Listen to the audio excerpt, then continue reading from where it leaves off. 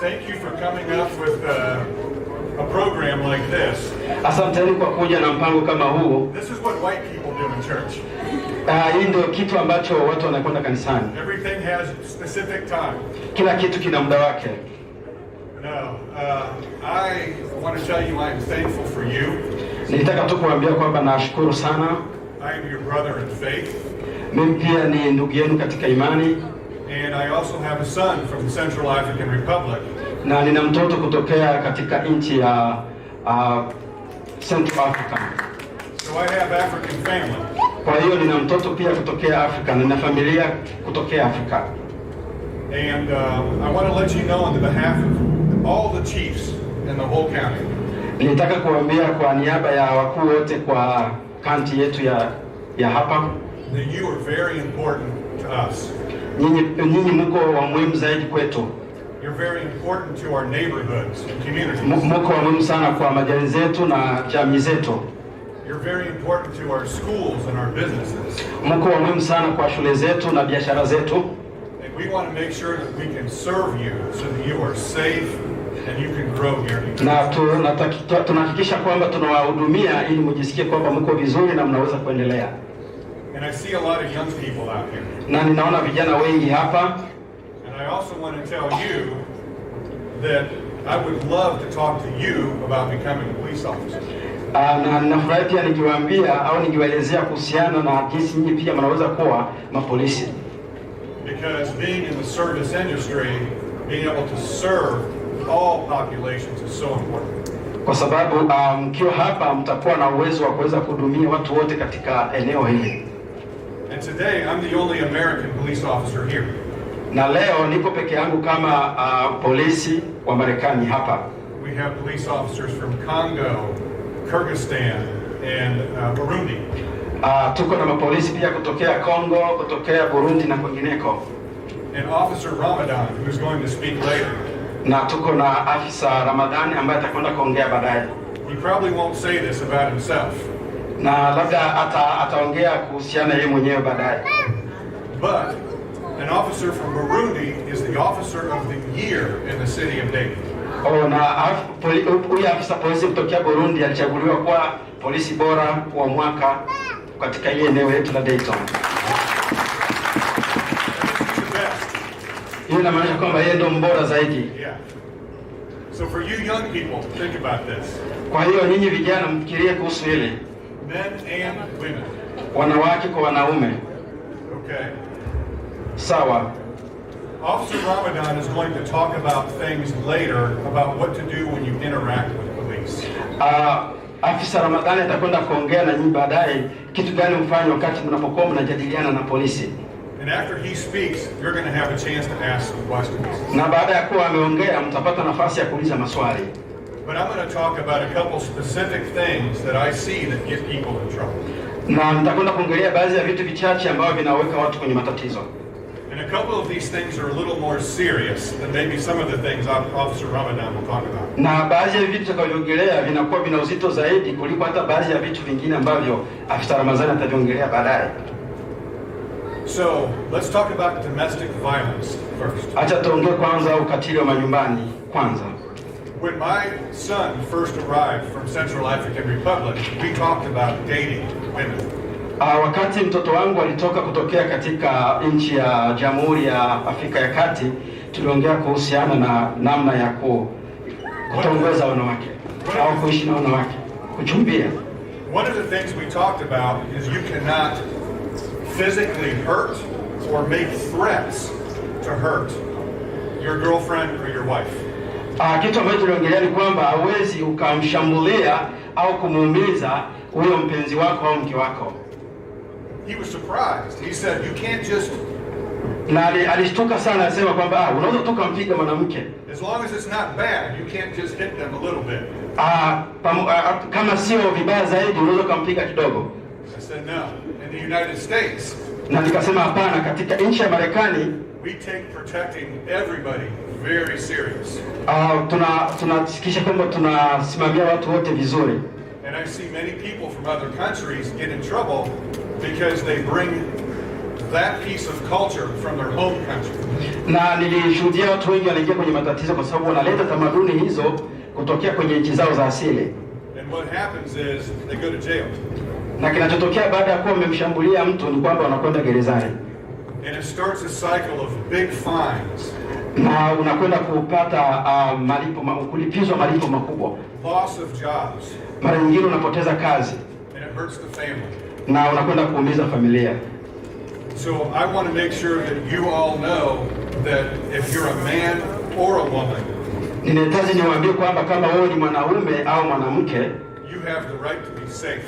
Una haki ya kuwa salama. You have the right to not be threatened. Una haki ya kushambuliwa au kushtushwa au kuogopeshwa. You have the right to not be hurt. Una haki ya kutokuumizwa. And we as police are bound by law to protect you. Na sisi kama polisi tunawekwa hapa na sheria kukulinda wewe.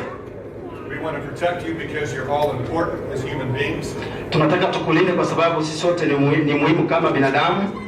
And we protect you because the law in the United States says we must protect you. Na tunakulinda kwa sababu sheria ya nchi ya Marekani inasema kwamba tunatakiwa tukulinde.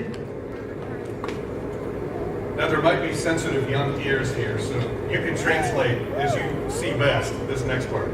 Na kitu kingine ambacho nitakiongelea naweza nikatafsiri vile ambavyo tunaona ni vizuri kufanya. Also to go with domestic violence is you cannot force your partner to have sex. Na katika upande huo wa ukatili wa nyumbani huwezi kumlazimisha mpenzi wako kufanya naye kitendo cha ndoa. If somebody says no, no. Kama mmoja wenu anasema hapana, ni hapana. I have worked with several young people from countries outside of the US who were in jail because they did not understand this. Nilifanya kazi na baadhi ya watu ambao walitokea katika nchi tofauti na Marekani ambao walifanya kitendo hicho na wakakutwa kwenye matatizo wao gerezani kwa sababu hawakuelewa hili. And you can go to jail for 10, 20, 30 years. Unaweza kwenda gerezani kwa kosa hilo kwa miaka 10, 20 hadi 30. So I think the principle is in the United States, we as men have to be responsible for treating women properly. Na nafikiri kwamba kitu kikubwa hapa Marekani ni kwamba sisi kama wanaume tuna wajibu wa kuwahudumia au kuwatendea wanawake katika namna ya kuwaheshimu. And for women, you can't beat your men either. Na pia kwa wanawake hauwezi kumpiga mume wako au mpenzi wako wa kiume. I've seen this happen. Nimeona ile kitokea huko nyuma. So two other things I'll discuss really quick and they're lighter. Na vitu vingine ambayo tutaongelea zaidi haraka na baadaye. And Officer Ramadan may speak more about the first one. Na Afisa Ramadhani ataongelea vizuri kuhusiana hilo la kwanza. I see many people get in trouble because they are using an international driver's license. Nimeona watu wengi wakiingia kwenye matatizo kwa sababu wanatumia kitambulisho cha kuendesha gari ambacho ni cha international cha dunia nzima. What you are carrying is probably not a real license. Hiyo ambayo nayo kama una kitambulisho cha kuendesha gari kinachosema kwamba ni cha kuendesha sehemu zote duniani, inawezekana sio sahihi. So when you come to the United States, you need to make sure you get an Ohio driver's license. Kama unakuja Marekani na uko hapa unatakiwa hakikisha kwamba unapata kitambulisho cha kuendesha gari kilichotoka kwenye state ya Ohio. I have worked with young men, not women, but young men who have gotten in an accident with an international driver's license. Nimekutana na vijana wa kiume sio wanawake ambao wameingia kwenye matatizo ya ajali na baadaye wanatufuatilia vitambulisho vya kitambulisho cha kuendesha gari cha kimataifa. And between the accident and the fines, they had to pay more than $10,000. Na kutokana na hiyo ajali pamoja na yale malipo atakayolipizwa, anaweza kalipa zaidi ya $10,000 za Marekani. So make sure you have an Ohio driver's license. Kwa hiyo hakikisha kwamba una kitambulisho cha kuendesha gari cha Ohio. And the last thing I'll say is if you get paperwork from the courts or from the police. Na kitu kingine ambacho nikikwambia, kama unapewa karatasi yote kutoka kwenye mahakama au kutoka kwa polisi, you can even talk to Pastor Pascal and say, I want you to show this to Chief Thompson. Unaweza ukamleta karatasi yako hata kwa Pastor Pascal na kumwomba aje na karatasi amuoneshe yeye. Say, I want to know what this means. Unamwambia nataka kufahamu hichi kina maana gani? Hii karatasi ina maana gani? Because many times people get court paperwork, or they get tickets, or they get official paperwork from police, and they don't know what it means. Kwa sababu mara nyingine watu wanapewa vijibarua kutoka mahakamani, wanapewa matiketi kutoka polisi, au wanapewa karatasi zingine muhimu kutoka kwa polisi, na hawajui inamaanisha kitu gani. And they throw the paperwork away. Na wanakamata hizo karatasi kwa sababu hawaelewi, wanazitupa sehemu. Or put it away because they don't understand. Wanaziweka kule mbali au wanazitupa pembeni kwa sababu hawaelewi kinachoendelea. And then bad things happen. Na baadaye vitu vibaya vinatokea. But if you give this to the pastor, I will be able to tell you what you need to do. Lakini kama ukichukua karatasi ukampa Pastor Pascal, na Pastor Pascal akimpa atakuwa na uwezo kukwambia kitu gani kinachosema mule na nini ufanye. You probably won't like it. Mara nyingine unaweza usipende kile kilichoandikwa mle. But making sure that you are following the guidelines will help make sure that you stay out of trouble. Hakikisha kwamba unafuata sheria ambayo itakusaidia wewe kuishi bila matatizo. Okay. I am going to pass this on. Nitakwenda kurudisha hii mic kwa mtu mwingine. To a very good friend of mine with a Dayton Mediation Response Unit. Ambaye ni rafiki yangu kipendwa kutokea kwenye kitengo cha Dayton Mediation Response Unit. Raven Loiza. Ambaye anaitwa Raven Loiza. Na asanteni sana. Asante sana kiongozi. Praise the Lord, church. Bwana Yesu asifiwe kanisa.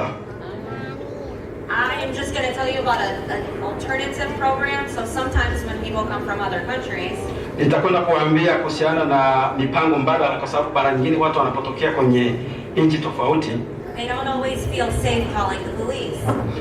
Hawajui ni namna gani ya kuwa salama na polisi.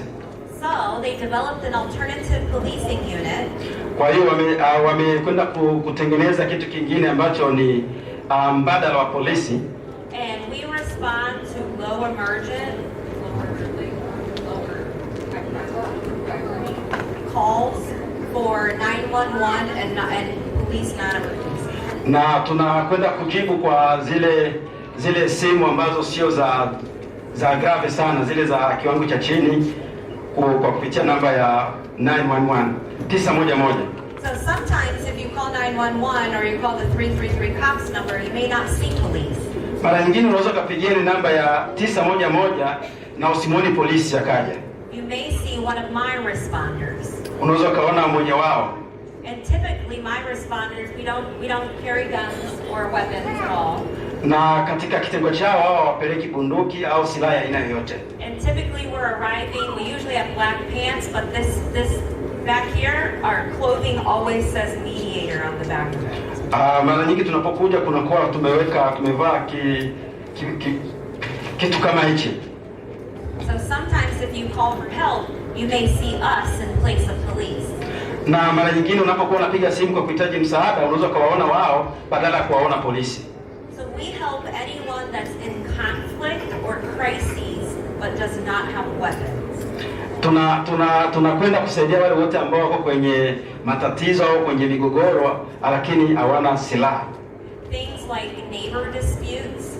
Vitu kama vile migogoro kati ya majirani, roommate problems, migogoro kati ya watu wanaochangia chumba, noise complaints, migogoro inatokana labda mtu ameweka kelele sana kutoka kwa jirani au ndani ya nyumba, persons who may have mental health challenges, watu ambao wana matatizo ya afya ya akili, or anything that involves people in conflict but not weapons. Na vitu vingine vyote ambavyo vinahusisha watu kwenye matatizo lakini wanazozana bila ya kuwa na silaha. In this brochure that we passed around, right here in the middle, it talks about some of the calls that my team responds to. Katika kipeperushi alichonacho kinaonyesha baadhi ya vitu ambavyo wao wanakuja kusaidia kwavyo. And sometimes if you don't know, sometimes people have questions and they don't know who to ask. Na mara nyingine unaweza kuwa na maswali lakini hujui nani wa kumuuliza. we can always help out. Hata katika hilo pia unapokuwa na maswali unajua kumuuliza, wanaweza kusaidia pia. Sometimes when we're from other countries and we move into neighborhoods, mara nyingine tunapokuwa tunatoka kwenye nchi tofauti na tunaingia kwenye mazingira mengine tofauti, sometimes people don't like that. Mara nyingine watu wanakuwa wapendi hilo. And so they call the police on us. Na wanakwenda kuita polisi na kuwauliza maswali. So sometimes we may be responding to those types of calls as well. Mara nyingine tunaweza kuwa tunajibu pia katika hizo simu za aina hiyo. We've helped several families from lots of different countries around the world. Tuna familia nyingi kutokea katika nchi nyingi ulimwenguni with problems or challenges that arise. Ambao wana changamoto na matatizo yanayotokea. And we help them navigate systems. Na tunawasaidia jinsi gani ya kuenda katika kipindi hicho. For example, kwa mfano, Chief Thompson spoke about domestic violence. Afande Thompson aliongelea kuhusu masuala ya ukatili wa nyumbani. And we've had people come into the center that have experienced domestic violence. Na kuna watu kutokea katika kitengo cha kingine ambacho wana uzoefu wa masuala haya ya ukatili wa nyumbani. Because they didn't know what to do. Na kwa sababu hao watu watokea huko hawakujua cha kufanya. And we help them walk through that process to getting help. Tuliwasaidia katika kipindi hicho ili waweze kupata msaada stahiki. And sometimes there's challenges between neighbors when there's a communication barrier. Na mara nyingine kuna matatizo kati ya majirani wakati kunapokuwa na matatizo ya mawasiliano. And we like to help people through those as well. Tunasaidia pia watu katika hilo kama unazozana na mtu ambaye hamuelewani lugha. If you need something, kama unahitaji kitu chochote, you can always call this number on the front of this brochure. Unaweza kupigia namba iliyopo mbele ya hicho kipeperushi. Or if you call 911 or the non-emergency number, you will still get us. Au unaweza kupigia pia ile namba ya 911 na kama sio kitu cha dharura bado utakwenda kuwaona wao. And soon we will be adding an additional unit. Na muda si mrefu tutakwenda kuongeza kitengo kingine. And we will be responding to all mental health calls across the city of Dayton. Tutakwenda kuwa nasaidia wale watu wote ambao wanapiga simu zinazohusiana na watu wenye matatizo ya akili katika mji wa Dayton. Sometimes when we come from other countries, mara nyingine unapotokea katika nchi tofauti, there's a huge adjustment period. Kuna kipindi cha kubadilika. Because you still want to bring with you your culture and your language and your ways. Kwa sababu unapokuwa bado ni mgeni unakuwa unaleta ile tamaduni yako, lugha zako na namna yako ya kufanya vitu. But sometimes we have to adapt things to the ways that are here as well. Mara nyingine unatakiwa uendane na vitu vyako viendane na namna watu wanavyoishi huku. And that can be very challenging mentally. Na hiyo pia inaweza kuwa ni changamoto kubwa katika akili zako. So we want you to know. Kwa sababu hiyo tulitaka wewe ufahamu. And if something comes up like that, kama kitu kama hicho kinatokea, that's okay. Hiyo ni sawa. We're here to help you. Ila tuko hapa kukusaidia. There's no shame in seeking out help. Hakuna aibu katika kutafuta msaada kama na huo.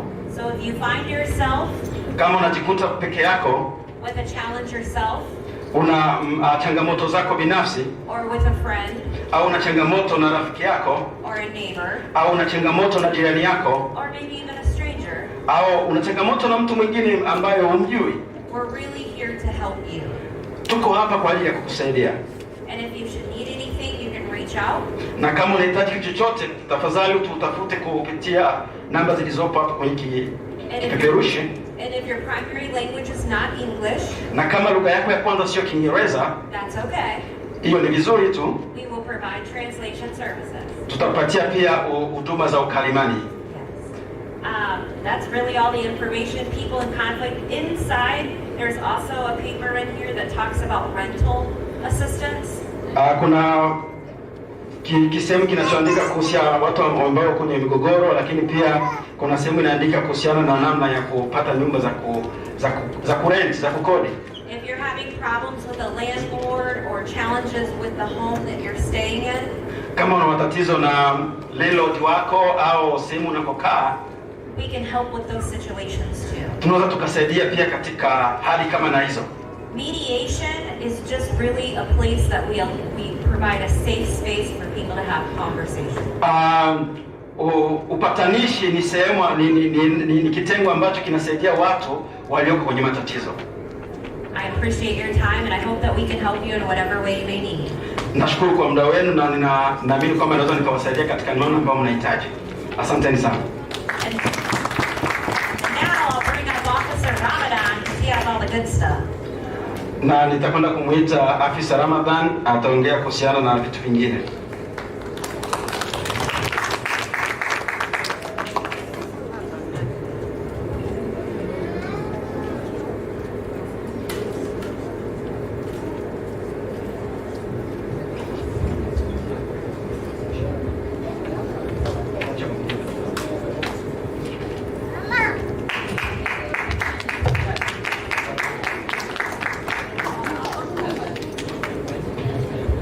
So he thinks all of you guys understand Swahili.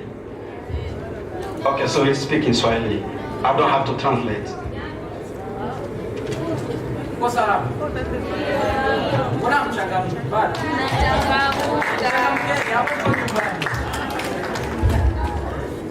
jina na nini, kwa kifupi na nini, jina langu ni Officer Ramadan.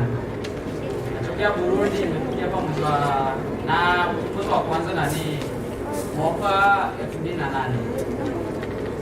Nataka niwaambie kuhusu kazi yangu na jinsi tunafanya kazi.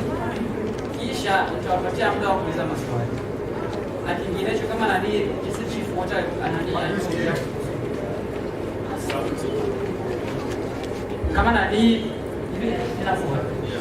Kama nani jinsi nani chief wote aliongea na nataka kuongea na wao vijana wetu. Naona nani wadada nani dada zetu hapo nani bado nani naona wanani miaka 20 na kitu hivi kwa sababu tunataka waingie kazi yetu. Nyinyi wazazi mmetuleta hapa nani malaikani tuweze kuwasaidia. Kwa machache nataka niongee kuhusu nani sisi kazi yetu tuko hapa kwa ajili yenu. Najua nani nyumbani kwetu nani penye tunatokea kama mimi Burundi nani kwa mfano polisi ni tofauti na hapa. Polisi huko tunakula rushwa, huko hakuna rushwa. Huko nikichukua nani nikifua rushwa mimi ndo naenda jela. Naona nimeshazoea mtu akikunania kusimamisha huko Burundi, kama Burundi penye huko nani mtu akikusimamisha anataka kukupatia dokima wewe umemfungania kitu. Hapo ndo mnaelewana. Kama sio hivyo huko sio hivyo. Sasa kuhusu kazi yetu hapa nikija nyumbani, maana niko kinani nataka naongelee kuhusu nani tukija nyumbani kwako. Tuseme kwa mfano kuna kitu kimetokea, kuna kitu kibaya kimetokea, umetupigia simu. Kuna mara nyingine unakuta watoto wako wanacheza na simu. Wewe mama mzazi kuna nani kunapika au unashugana naye na kazi nyingine unakuta mtoto anachezesha simu. Kwa nani unakuta nani amepigia nani 911 kwa kutokujua. Sisi tutakuja. Tutahakikisha kama kila kitu kiko sawa. Unaweza kupigia simu mara ya kwanza nani anataka kuwakumbusha muhimu. Ukipigia nani simu polisi, ujue penye unapoishi. Watakuuliza jina lako. Wewe ni nani? Uko wapi na shida gani ambayo unayo tunaweza kuja kukusaidia. Najua mara nyingi unakuta sisi Kiingereza kinatuchanganya sana. Kama wanani wazazi wetu ambao wamekuja huku wanamaka nani umri kidogo. Sio kama wanani hao watoto wanafika hapa wanakuta Kiingereza ni nani. Wanaongea vizuri. Wanani wazazi hapa pakitokea kitu nakuta hata adresi wenyewe wanani penye wanaishi na wanani wanawasumbua kukumbuka. Mara nyingi ukipiga simu ujue jina, adresi yenyewe uko weko na tatizo gani ambalo limetokea hiyo waje kunani kuja kusaidia. Chenye nataka kukumbusha watu ukipiga simu sio eti unaongea na sisi. Kuna wengine ambao hizi simu zinaenda hapo. Wenyewe wanakuongelesha na kuuliza kitu gani ambacho unahitaji, uko wapi, kisha sisi wanatuambia nendeni kwa nafasi kwa simu kuna nini kwa nyumba hapa imetokea ajali fulani. Nendeni mwasaidie. Tukifika nyumbani tutagonga kwenye mlango. Tutakuja tumevaa hivi. Tutawaambia sisi tumekuja kuna kitu kimetokea, sasa tunakuja kuwasaidia. Maana nyingi unaweza kuwa haujui kama vile watoto wanacheza simu. Unaweza kuwa haujui, usishituke. Tutakwambia walilingania kwa sababu gani tuko hapa, tumekuja kuwasaidia.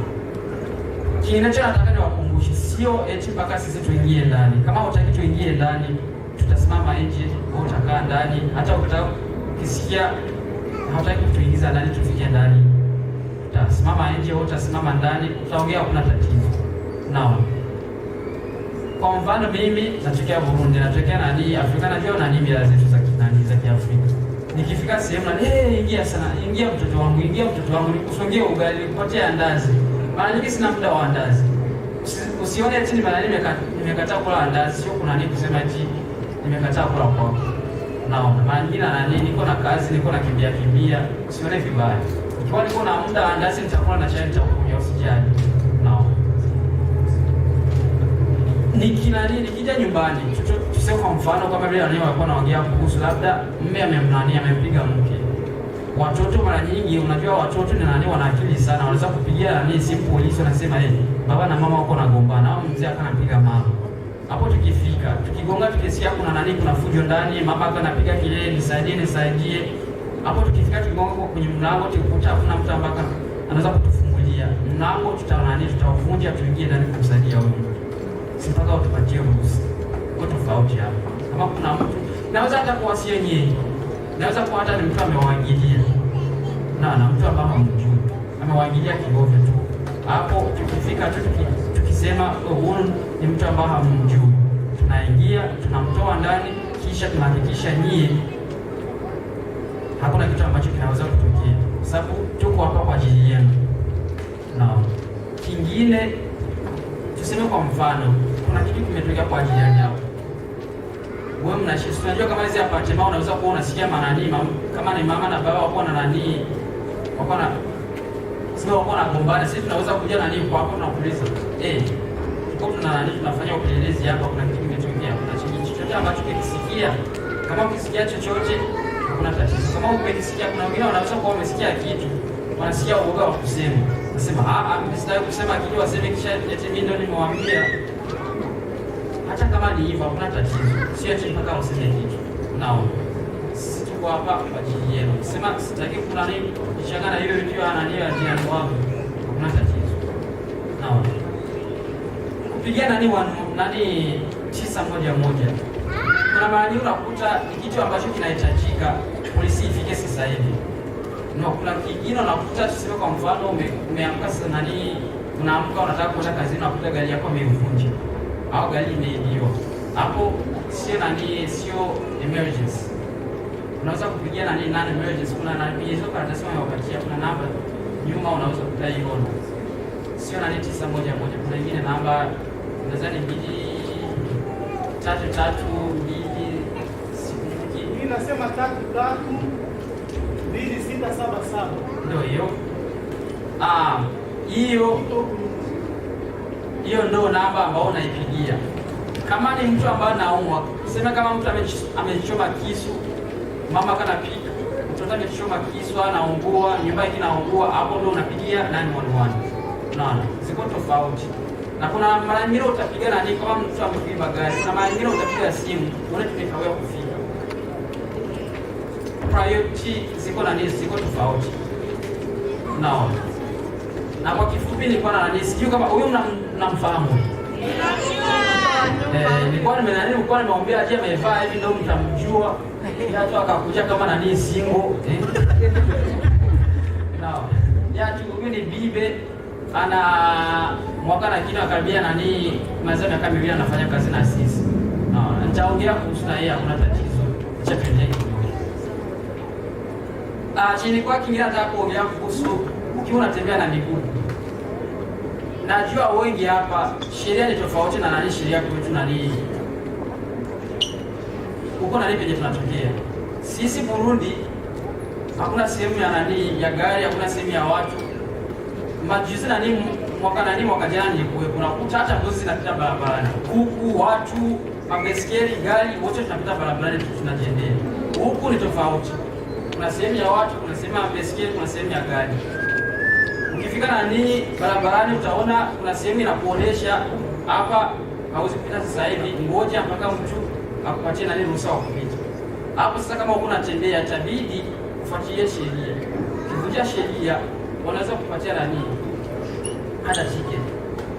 Najua sisi kwa nani kwa sababu tumetokea huko unakuta hivi ni kawaida tu, ya tu sio kawaida. Kuna vitu vidogo vidogo ambao unaweza kufanya nadhani ni kawaida, kumbe kuna kuvunja sheria. Nao huko ni tofauti na nyumbani. Na kuna wengine wanakuja hapo wanasahau, wanaona ni kawaida tu. Ya tukumbuke hapa Marekani tofauti, na kuna vitu vidogo tunaweza kufanya na kukuta wewe kimaisha kunajirudisha nyuma. Hata kama ni kadogo hapa hawasahau. Au kadogo kataingia kanapanda itakuwa itafika siku hiyo nani situation ambayo itakufundisha nyuma kimaisha. Naam. Nilikuwa nataka niuze nani kwa mfano ni ukiwa hapo unatembea tuseme kufanya kitu chochote, unatembea unaenda nyumbani, unatembea unatoka kanisani hapo unaenda nyumbani hapo hapa kitu chochote ambacho kifanya. Nadhani mimi naweza na hakika kukusaidia nani wa kusimamisha. No, wenye wamesema no. Kuna wenye wanasema ndio. Ndio. Kwa sababu gani?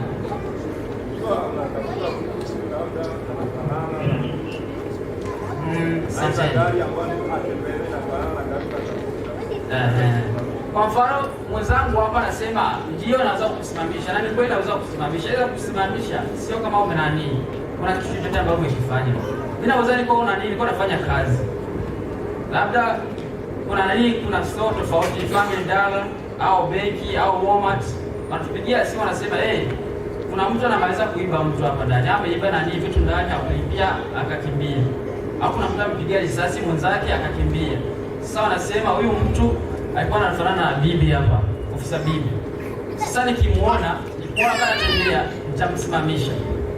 Kukusimamisha hapa Marekani tunataka tuone mikono. Unaona?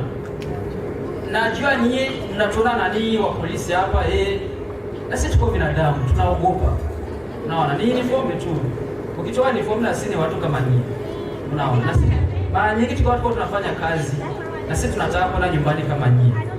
Tuna mafamilia, tuna watoto, tuna wanani, tuna wazazi. Na sisi tunataka kwenda nyumbani. Sasa mara nyingi chenye kinaweza kukuumiza hapa Marekani ni mikono.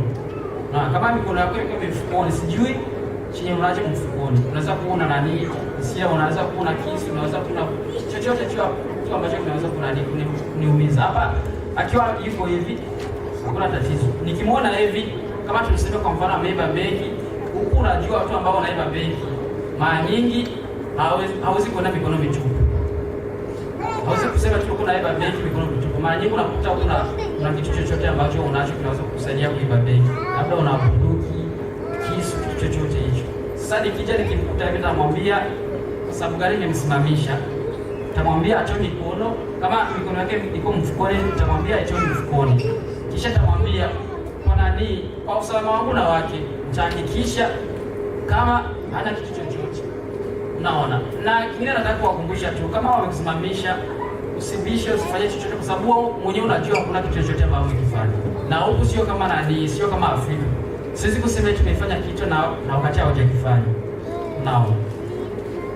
Hapa tukishamaliza nitamwambia kwa sababu gani nimemsimamisha na nitamuomba kitambulisho vyake. Kama hauna kitambulisho hakuna tatizo. Najua nani mara nyingi hapa ID hivi vitambulisho na nini vyetu kuna mara nyingi unaweza kusahau nyumbani.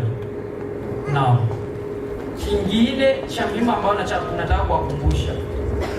Najua mara nyingi ukiona polisi hata Kiingereza ambacho kuna kijua chote kinaishi.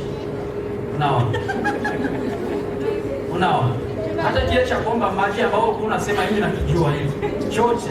Unaona matatu kidogo, unaona polisi na kukamata na kwambia usitoke hapo, simama hapo. Hapo sasa ndio unakuta na wengine hata kujikojolea wanajikojolea, sio mtani. Unaona? Sasa hapo chenye nataka niwakumbushe cha muhimu. Akija na kuuliza, anaweza kuja na kuuliza kwa sababu mara nyingi hawezi kujua kiona hivi kama wewe atazani mtu huko Marekani, huyu atazani huko Marekani. Yeye atakuja na anazani anaongea na Marekani, atakuja kupiga maswali. Wewe kama haujui chochote, usiendelee kusema Anaweza kuona anafanya nani upelelezi wake na kuuliza bwana, kwa tunatafuta mtu ambaye ameiba benki. Wewe umeiba benki kwa sababu hujui, unasema sio hivyo. Kama hujui, kama ni lugha ambayo unaiongea, atakusimamisha tu. Ukiona maswali yamezidi, hawana idea kuongea kwa sababu watu unajua wanaongea mbio mbio. Na mwambie no English. Hiyo inatosha. Ukimwambia no English hapo atajua huyu mtu hata nikiendelea kuongea hatanielewa. Hapo atakuuliza lugha gani ambayo unaongea, au wewe mwenyewe unaweza kuongea ukisema no English Swahili. Hapa Dayton wanajua kama tuna watu wa kutoka Kongo, Tanzania, Burundi wengi ambao wanaongea Kiswahili. Ukisema hivyo watu watasema hakuna tatizo. Watakutafutia mtu ambaye atakusaidia. Sio tu sio hivyo. Nao utakumejiletea matatizo mwenyewe. Sasa ikitokea hivyo nikishaongea na watu wangu wa kazini, naweza kuwa kwa sababu wewe tuko hapa ndio unadhani ndio mwenye kuiba benki, naweza kumwambia haya, wewe nataka nikutie mgari yangu. Yaani kusema ati nimekutia mgari yangu, sio kusema eti ya maisha hapa hapa naishi. Sio kusema eti unaenda jela, hamna. Naweza kuwa nimekutia huko kwa sababu hauna ID yako. Nikutia hapo nichukue information zako. Niangalie wewe ni nani. Unaona? Hapo nikutia ndani, naweza watu tunaongea na wengine wa kazi na nawaambia mwenye nimekamata, wanaweza kumwambia huyo mtu mwenye unayo ni mweusi, mwenye tuko tunamtafuta ni mweupe. Hapa hivi unakuta sio yeye, anamwambia jendee samani, bwana nimekusimamisha na kupotezea wakati, wewe jendee samani sana. Hapo unamwachana jendee. Kitu kingine nilikuwa nataka niwakumbushe, ni vizuri kuwa na ID ambayo umepoana na state ya Ohio. Kwa mfano niko naambia hivyo kwa sababu sisi majina yetu ni magumu sana. Unaona? Kwa mfano wewe unaitwa nani? Bibi. Unaona? Kama mzungu kumwambia hicho atakuwa anakuangalia hivyo. Mimi jina langu ni Ndai Saba. Hapo sasa kumwambia mzungu amekusimamisha, ma stress zake, atakana kuangalia tu. Unaona? Sasa itakuwa ndio unakuta kuna mwambia moja bibe hivi mpaka ukimaliza. Sisi tunakuta inachukua muda mrefu. Hayo ukiwa na idea yako tunampatia kazi zake zinaisha. Naona.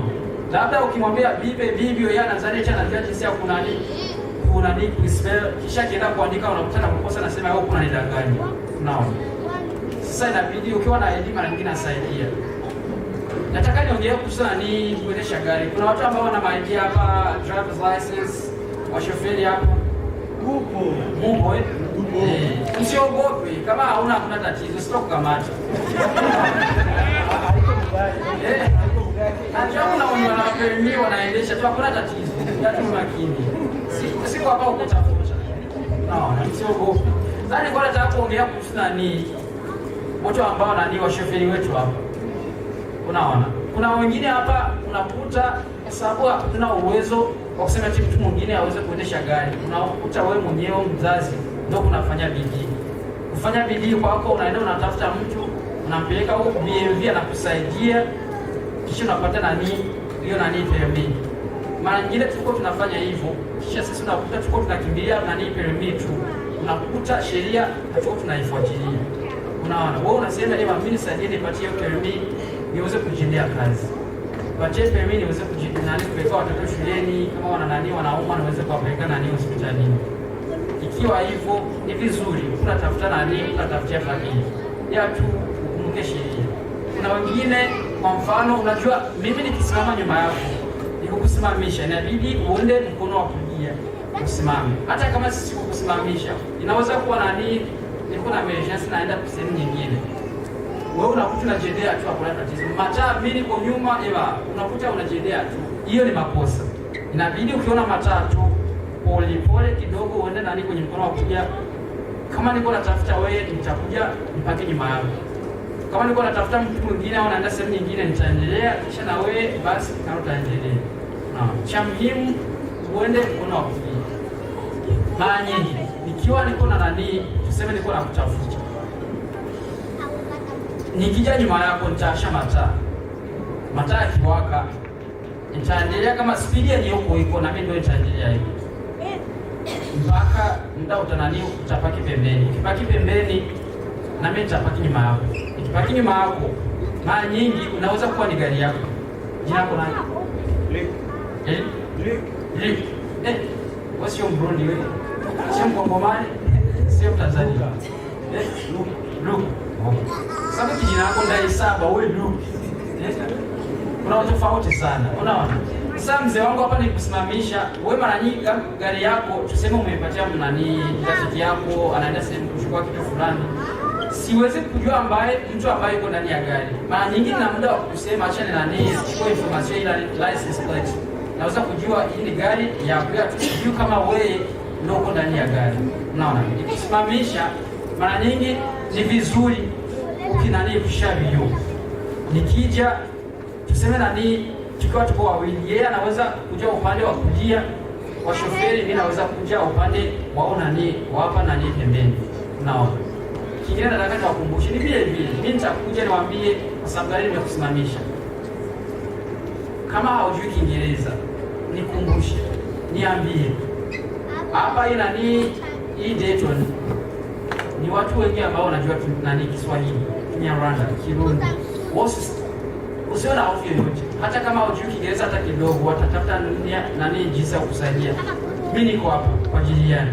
Huyu yuko hapa kwa ajili yenu. Naona. Na bado tunatafuta wengi hapa ambao wanaweza kuja watusaidie. Naona. Nikija nikawakwambia sababu gani nimekusimamisha. Kama hujui Kiingereza niambie tu mimi nani sijui Kiingereza. Najua Kiswahili au Kinyarwanda, Kirundi, hakuna tatizo. Hapo kama umefanya makosa inabidi nikupatie tiketi, nitakupatia tiketi. Kama naona naweza kukusamea na kwambia bwana. Kama umepita na nini mataa, nakwambia unaweza kuwa umepita mataa kuna nani unasubiria simu au unakimbizana na watoto hapo nyuma, naweza kukwambia wewe makini. Naweza kukuachia. Kuna mara nyingine nakwambia ilikuwa ni makosa yako. Unapatia nani tiketi na jina zako. Nakumbuka wanaambia nani waliwaambia kuhusu nani karatasi ambazo tukiwapatia au karatasi zozote zikitoka sehemu nyingine kama hauelewi ni muhimu sana usitupe. Tafuta mtu ambaye anaweza kukusaidia kwambie hapa utafanya hivi, hapa utafanya hivi. Usiende tu nasema haya ni usu. Unatupa. Wewe unaweza kutupa hakuna kuta kesho wako na kutafuta. Unaona unajendelea kanisani wanawasimamisha kidogo wewe na mapingu unaenda. Haujui kwa sababu gani naenda. Kumbe wamekwambia uende nani huko koti mahakamani haukuenda. Kuna zani hivi amenihusu. Naona. Hapo sasa mara nyingi vimeshatokea. Kisha unakuta mtu akana nipigia na wamenipeleka na nini kunifunga. Nimefanya nini? Niko na marafiki tunatoka kuboze pale. Hivi na hivyo wakanichukua wengine wakawaacha wakaenda nyumbani. Kuna chenye umefanya wewe haukijui kwa sababu zile karatasi zitupa. Yeye ilikuwa kuna mimi nakwambia kama inabidi wanakuitisha uende huko mahakamani wanani waongee na wewe. Wewe haukuenda. Nao. Hiyo tiketi ukiipata hata kama hauelewi mpatie mtu ambaye nani anaweza kuongea Kiingereza vizuri hapo ndani hapo ambaye mimi nahitaji. Nao. Sitaki kwa nani kwa naona kuna wengine wako wanasinzia hapa. Nataka muende nyumbani mpike msosi mle. Kuna wenye wana maswali? Ndio mzee wangu.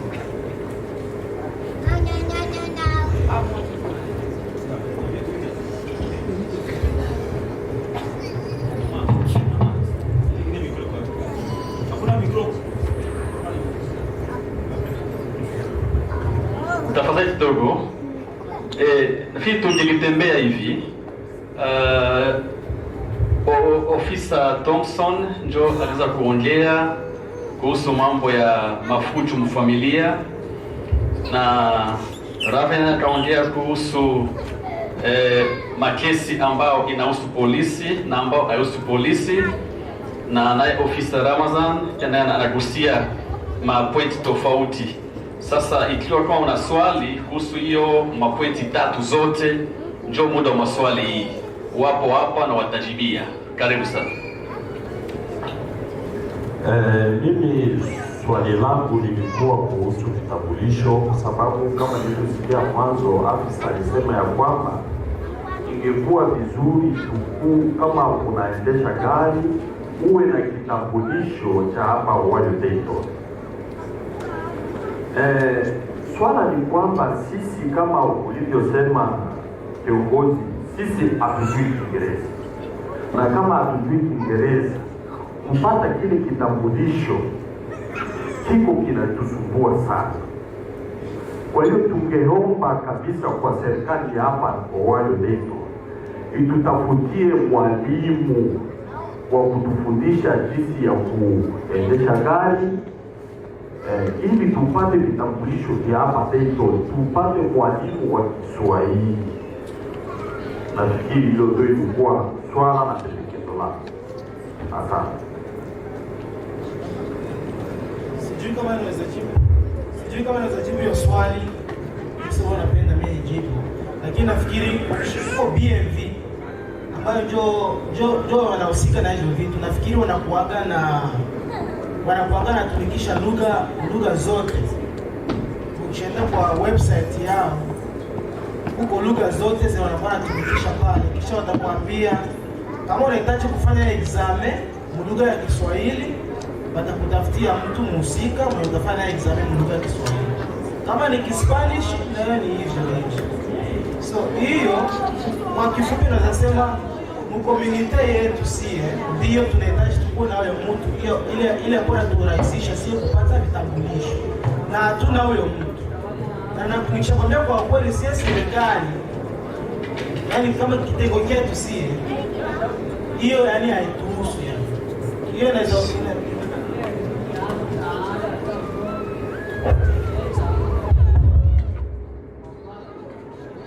niliomba ndugu lead atakuwa na translate my questions ili nao wengine wasikie my questions mu English, na wakati wanapata majibu pia iko translate mu English ili wengine wasikie.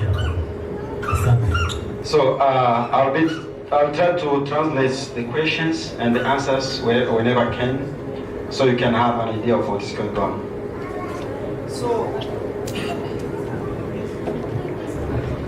So his question was about the driver's license.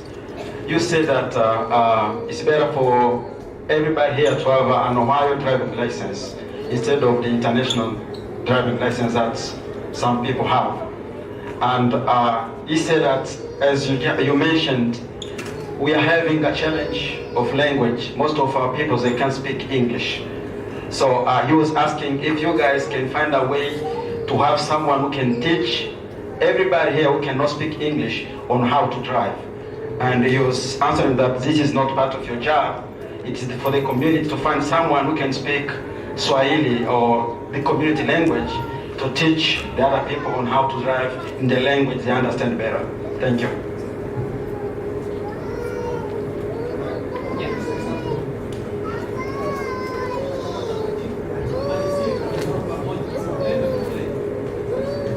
Ule kwenye examen ni Kiingereza. Sasa si Kiingereza tusikie. And he said he's trying to put something in is the problem is when they are doing the driving test, the questions are in English and we don't understand English. So we are facing that challenge. We need someone to put them in Swahili if possible. When I have spoken with people who come to the United States, wakati nilipokuwa naongea na watu waliokuja huko Marekani, the first problem that they say they always have is English.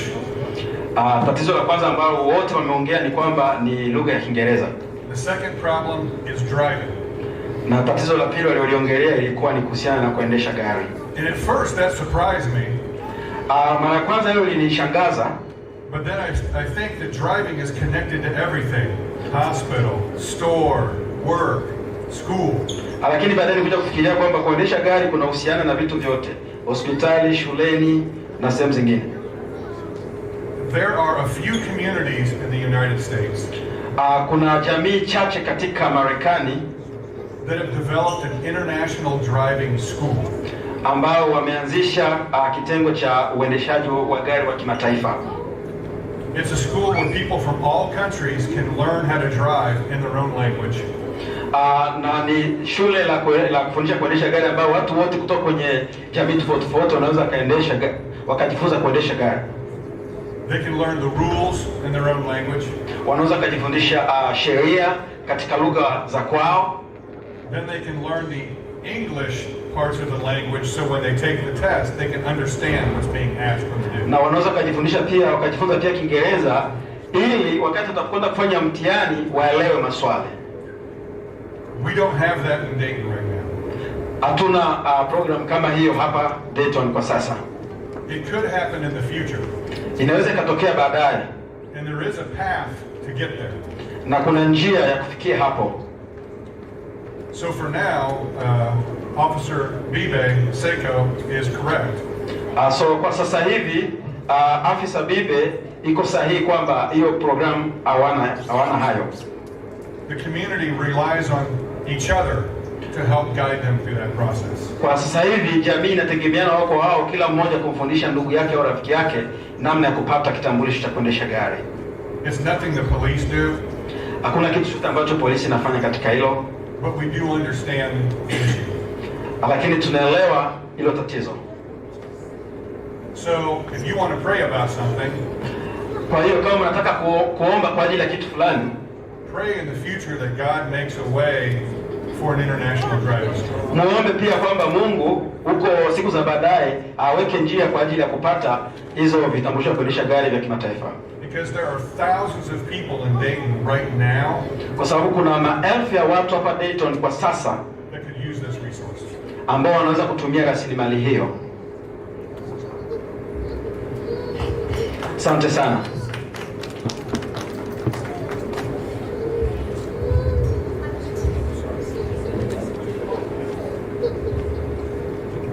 Labda yangu ulizo sio ya driver license. Maybe my question is not about the driver license. Ulizo yangu labda nitasema, lakini napenda kuuliza barabarani kwangu ni hapa na barabara inapita hapa. I'm gonna talk and I'll say it like my home is here and we have a road just in front of my home. Na huku nyuma nina garage yangu. And on the backyard have my carriage.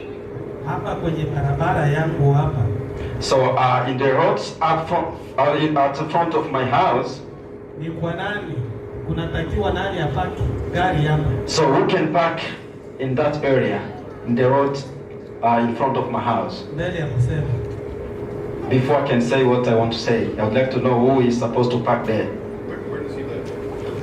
Unaishi wapi? Grover. Dayton. Yeah, Dayton.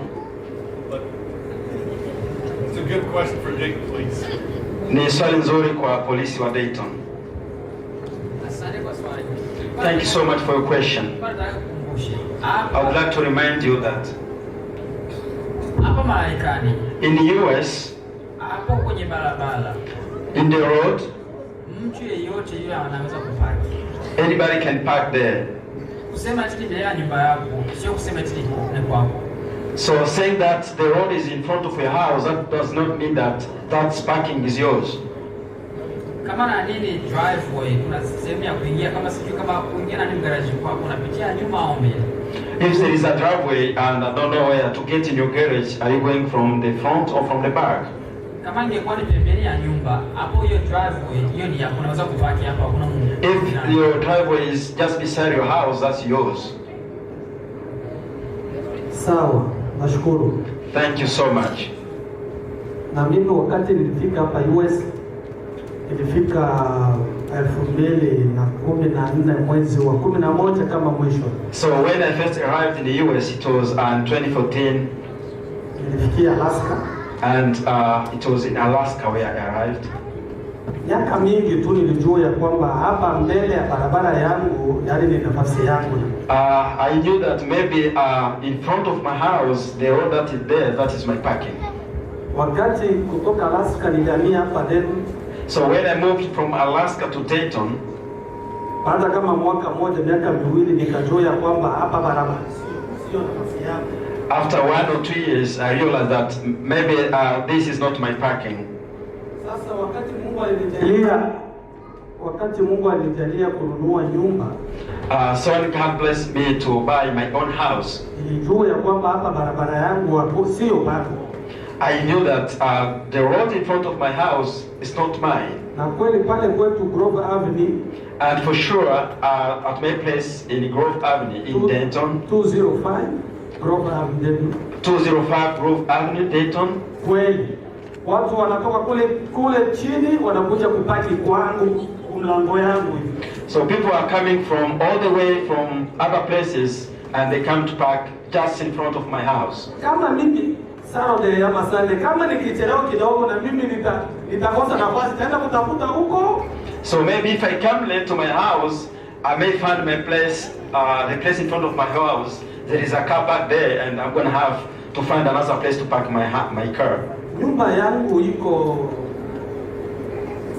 yani barabara inapita hivi hapa, niko na neighbor hapa. So my house, there is a road, and I have a neighbor on their side. Huyu neighbor huyu yeye iko na nafasi nyingi.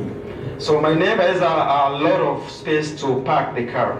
Hapa kwa barabara kwenda hivi iko nafasi, kuteremoka hivi iko nafasi. So he has a parking from this way, and he also has another parking when you go to the other way. Sasa kama mimi ninakuta hapa wengine walishakuja kupaki hapa kwa mlango yangu pale kwa barabara, ninajua kwamba hapa.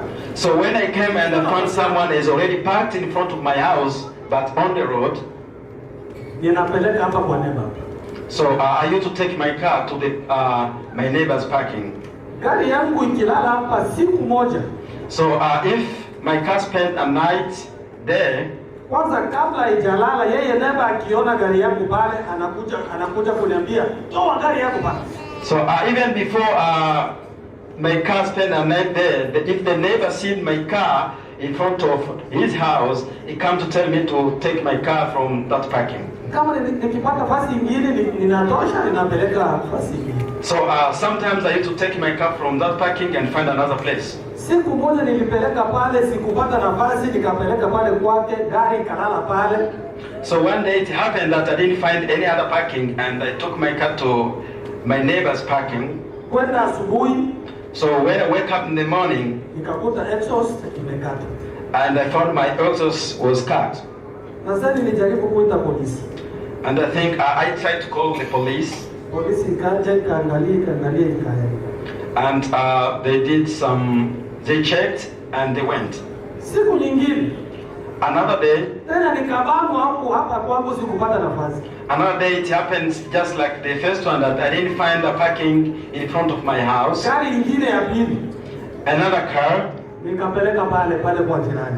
So I took my car to another place just near my neighbor. Ili gari kulala pale tena kwenda asubuhi kukuta tena wanakata exhaust. So when my car spent the night there, in the morning I found the exhaust already cut. Nilijaribu kuambia afisa mwenye anaangalia all the Dayton. I tried to talk to the officer that is in charge of the old Dayton. Nikamwambia problem ambayo ninapata pale. I explained to him the challenge that I was going through. Lakini hakukuwa solution. But he didn't get any solution. Kwa hiyo ninaomba labda police Dayton. So I would like to ask the Dayton police. Na wale ambao wanaangalia ile eneo Grove Avenue all Dayton pale chini kwetu pale. And the one in charge of the old Dayton neighborhood. Wangeenda kuambia yule jirani yangu. They would go there and talk to my neighbor. Kwa sababu mara mbili sikushitaki tena niliacha. Because that has happened twice and I didn't report that anymore. Na nikaogopa. And I was afraid. Mimi ni mgeni. Because I was new in that area. Yeye ni mwenyeji. And he has been living there for many years. Ni mzungu. Is an American. Nikimbeba sana kwenye serikali anaweza kuniua. So if I take him to if I decide to take him to the law, maybe he can kill me. Hizi gari zangu ziko hapa nje hapa zilikatwa exhaust na yule. So my cars are parked outside but the exhaust have been cut by my neighbor. Kwa hiyo ungejulisha watu ya kwamba barabara sio ya mtu. Ingekuwa vizuri pale kwetu pale yule neighbor akaenda kumwambia kwamba barabara ni ya serikali sio ya mtu. So it's better to spread this education that the road does not belong to anyone. the road is for everybody. Tafadhali naacha hii demand yangu office. So I'm going to put this request into you police. Polisi yende kuambia neighbor pale kama ile barabara ile pale kwake sio yake, And ni ya serikali. I'm going to ask you to go and tell my neighbor that the road that is in front of his house is not his, that is for the government. Exhaust. Yeah.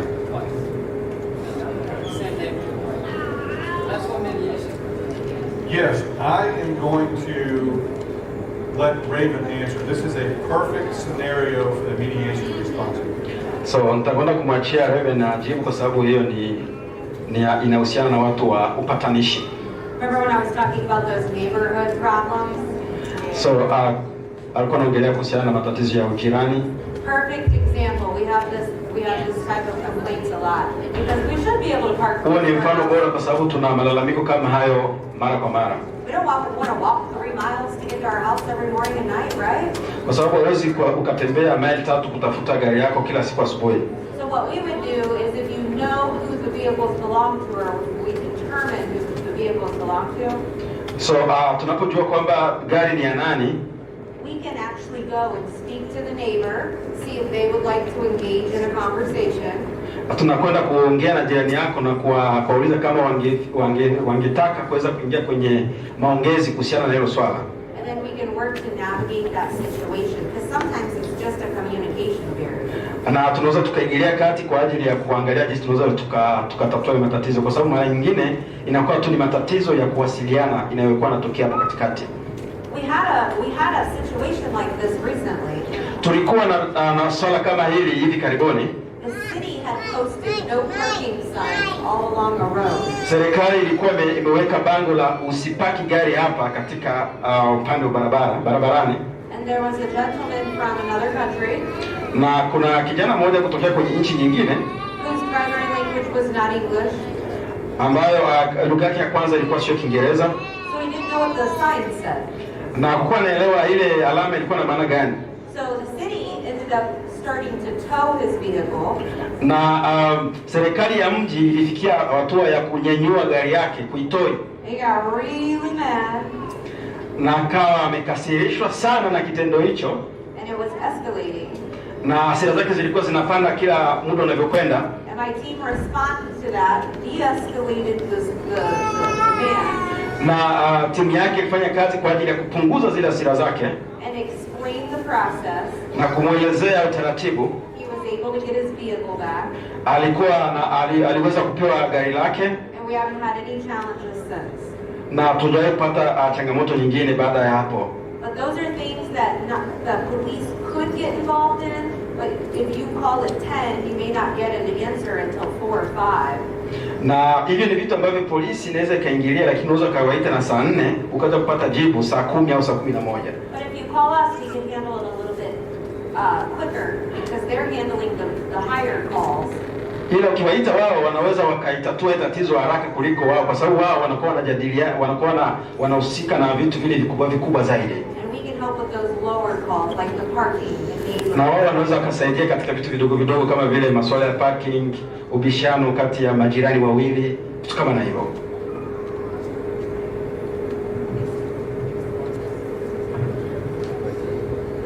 Labda ningesema wakati labda wakipata muda wa kwenda kusema na neighbor pale.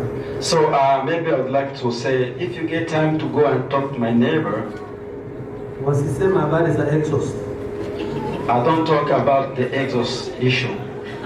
Wamwambie tu ya kwamba tunakuja kukuambia hii barabara ni yetu, ni ya serikali. Just call there and tell him that the road is for the government. It's not his road. Kila mtu anaweza kupaki hapa. So anybody can park there. Usiwe unakataza watu kupaki hapa. Hii ni barabara yetu. Don't prohibit people to park here because this is the road for everybody, for the government. Wasisema habari za exhaust. Don't talk about exhaust stuff. Ninaogopa kufa. Because I'm afraid of dying. Nimekuelewa. Asante sana. Nami na swali. also have a question. He has a question. Nina swali mbili. He has two questions. Ya swali ya kwanza ni kuhusu utumiaji wa pombe ndani ya gari. The first question is about taking alcohol in the car. Sheria Marekani inasema nini